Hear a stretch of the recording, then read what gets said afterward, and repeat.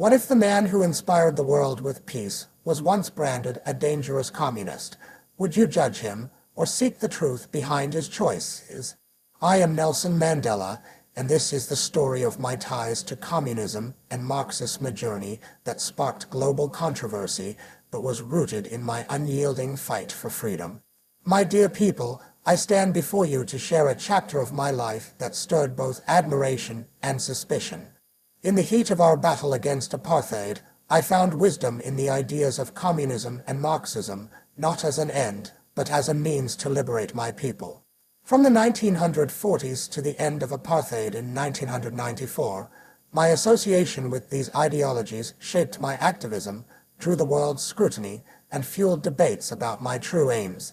This is a story of conviction, pragmatism, and the courage to embrace allies in a desperate fight, even when the world misunderstood. In the 1940s, I was a young lawyer in Johannesburg, my eyes opening to the brutality of apartheid. Black South Africans were stripped of land, forced into townships, and denied basic rights. I joined the African National Congress (ANC) in 1944, hungry for change. It was here, in smoky meeting rooms and late-night debates, that I first encountered Marxist ideas. Comrades like Moses Kotane and J.B. Marx, members of the South African Communist Party, SAP, spoke of class struggle, of systems that oppressed the poor and empowered the few. Their words resonate. Apartheid was not just racial, it was economic, keeping black people in poverty to enrich a white minority. I read Marx and Lenin, their books smuggled or shared in secret. I saw parallels. Our people, like the workers Marx described, were exploited, their labor stolen. Marxism offered a lens to understand apartheid's machinery, how it used race to divide and profit, but I was no ideologue. I was a pragmatist, drawn to ideas that could help us fight. The SAC, though small, was disciplined, multiracial, and fearless in opposing apartheid. I admired their commitment, their willingness to stand with us when others hesitated. By the 1950s, I had joined the SAC secretly, not as a devout communist, but as an ally in a shared struggle. The ANC and SAC formed a close bond, united by a common enemy. In 1950, the SAC was banned, but its members worked underground, many within the ANC. I saw their value organizers, strategists, people who risked all. Together, we launched the Defiance Campaign of 1952, filling jails with protesters who broke apartheid laws. I worked alongside communists like Joe Slovo and Ruth First, their courage undeniable. Our alliance wasn't about ideology, it was about survival. The government's brutality, massacres, arrests, bans pushed us closer together. In 1961, when I co-founded Umkhonto with Sizwe MK, the ANC armed wing, communist allies were key. Joe Slovo helped plan sabotage campaigns, and we studied guerrilla tactics from Marxist-inspired movements in Algeria and Cuba. The Soviet Union and Eastern Bloc nations offered support training, funds, weapons, when Western powers turned away, wary of our cause. I traveled to Ethiopia and Algeria in 1962, meeting leaders who blended socialism with liberation. Their victories inspired me, but I kept my focus clear. Our goal was democracy, not a communist state. My ties to communism brought fierce backlash. The apartheid government branded me a terrorist, using my SAC membership to paint the ANC as a Soviet puppet. In the Cold War's shadow, this was poison. The United States and Britain, fearing communism's spread, distanced themselves.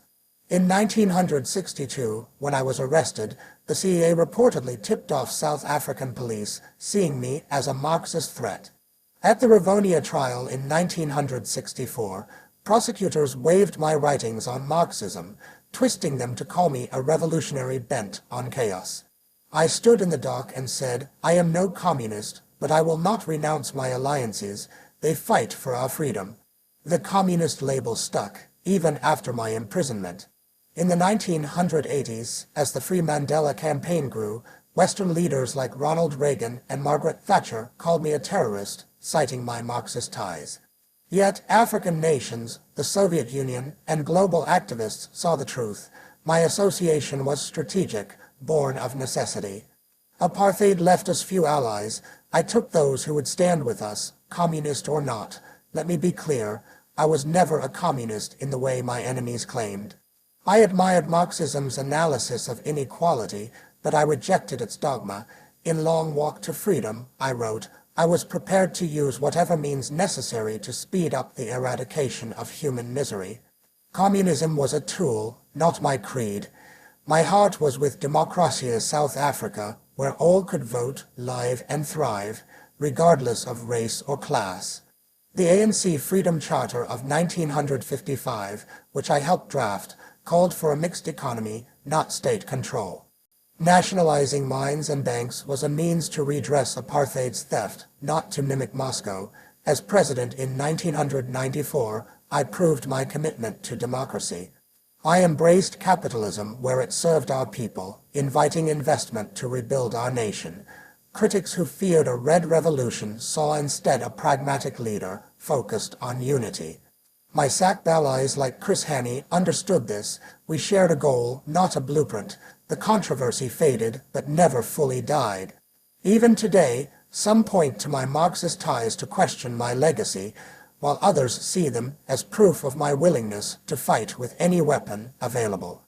My association with communism began in the 1940s, as I sought answers to apartheid's injustice, and ended in 1994, when I became president of a democratic South Africa, proving my fight was for freedom, not ideology. The SAC remained allies, but I governed for all, not a faction. The world's suspicion fueled by Cold War fear gradually eased. In 1993, I shared the Nobel Peace Prize, a nod to my role in ending apartheid peacefully. By 2008, when the U.S. finally removed me from its terror watch list, the communist label felt like a relic of a divided world. My journey with communism and Marxism was a path of necessity, sparked in the 1940s by the need to understand and fight apartheid, shaped by alliances that strengthened our struggle, and resolved in 1994 as I led a nation toward democracy. It was a choice to embrace ideas and allies that could help free my people, even at the cost of being misunderstood. This chapter of my life teaches you that the fight for justice may require uncomfortable partnerships, but it is the goal: freedom, equality, humanity that defines you. I bore the weight of labels, yet never wavered from my dream of a united South Africa. Let my story inspire you. When the cause is just, seek truth over fear, and let no label dim your purpose.